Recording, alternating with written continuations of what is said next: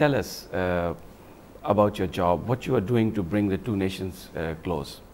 Well, the role of public diplomacy is really to engage citizens. So it is able to move outside the government-to-government space into what we think of as people to people.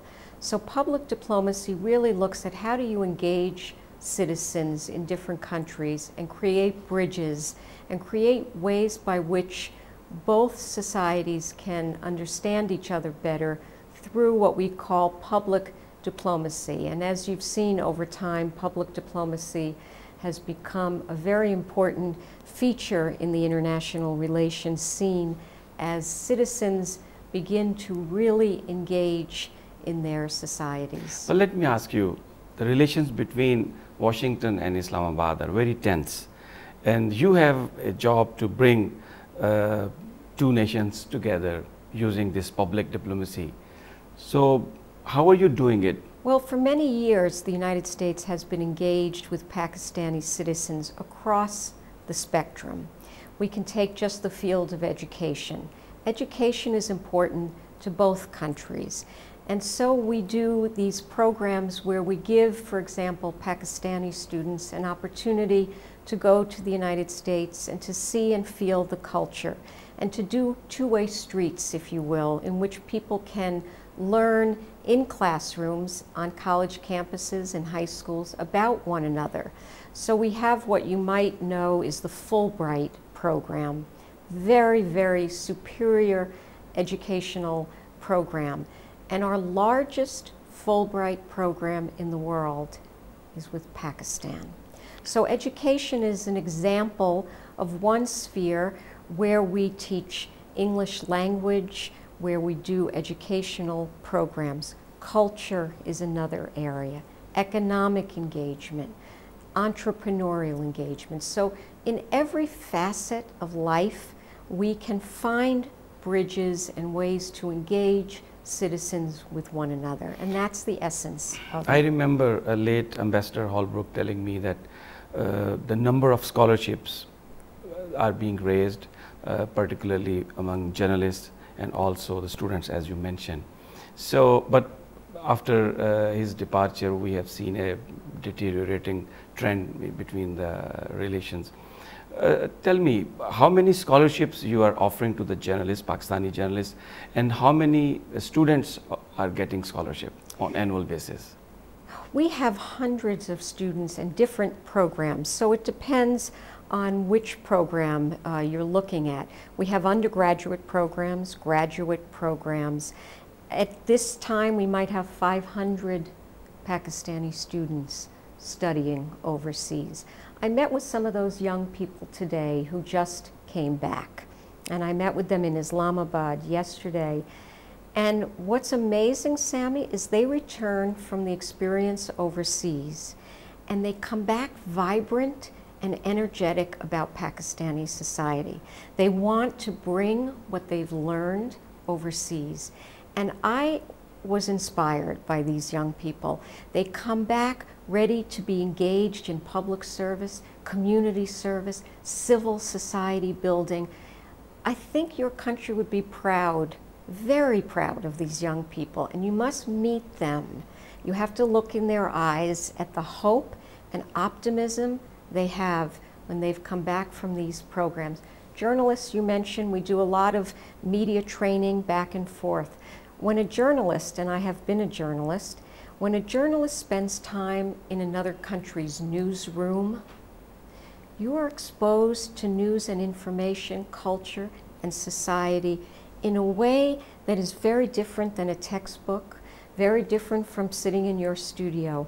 When you and I are speaking this way, we are engaging in a very different kind of dialogue, and that's the essence of public diplomacy. Tera, what we have seen in the newspapers that aid for Pakistan is decreasing.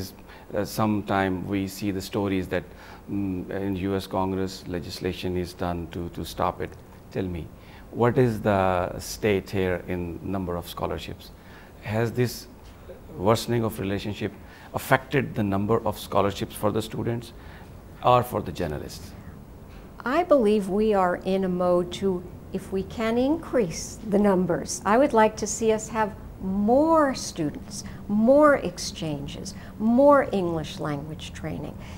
But that's partly because I am looking at the long haul. I'm looking at the journey that goes beyond the ups and downs. Numbers go up and down.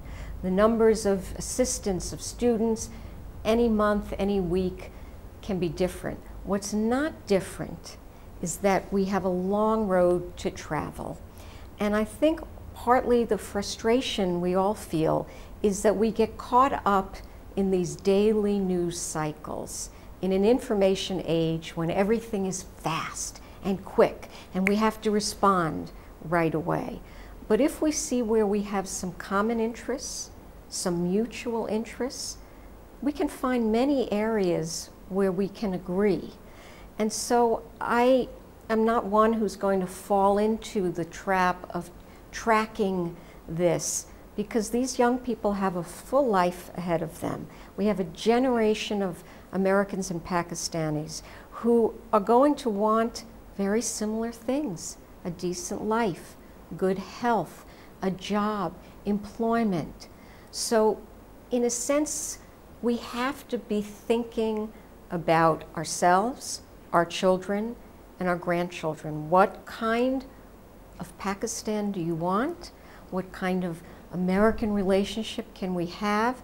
And how do we engage with one another for the long haul? Tell us, what bothered you most when you hear stories about the perception here in Pakistan? What's frustrating at times, I think, for anyone who studies history is that the history of our engagement is so rich.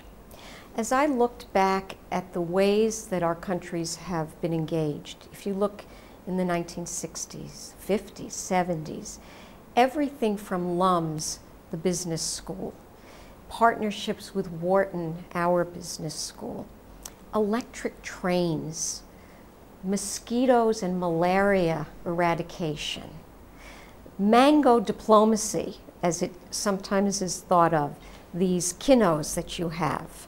The seeds of that research into that fruit was done between California and Punjab.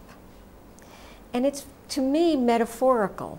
We planted seeds of a relationship that would bear fruit, that would endure, that would be strong and robust. So of course it's frustrating when you see dips in perception, but I also think we have to get beyond the polls and the popularity and the numbers and again focus on what human beings want and need and what do we have in common. Let me give you an area we have in common. Violent extremism takes lives in Pakistan and in the United States and around the world. I think I read that you maybe lost 40,000 civilians to violent extremism, acts of violence. Your country and my country have a shared mutual interest in combating violent extremism. That is a place we can work together. Let me give you another example, the economy. Our economies, the global economies today, are inextricably linked. Nothing can happen in markets and trade and investment without affecting one another's nation. Why cannot we have an economic engagement as strong and vigorous as our educational engagement? There can be prosperity, peace, democracy. These are shared interests. So again, we are focused right now on the negatives, on the areas of disagreement, but we can still come back in the concentric circle to some places where we can see common ground. So tell me, how are you doing it here in Pakistan?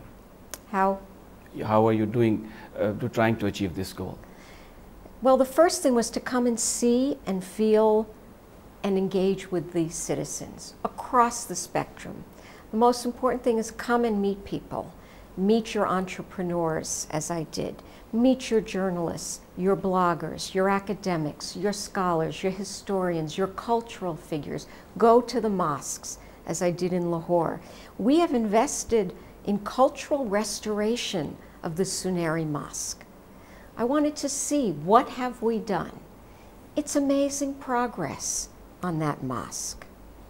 So coming and going to PIPS, the parliament, unveiling a plaque to honor you as assistants to your parliamentary democracy as you move from one civilian government to another.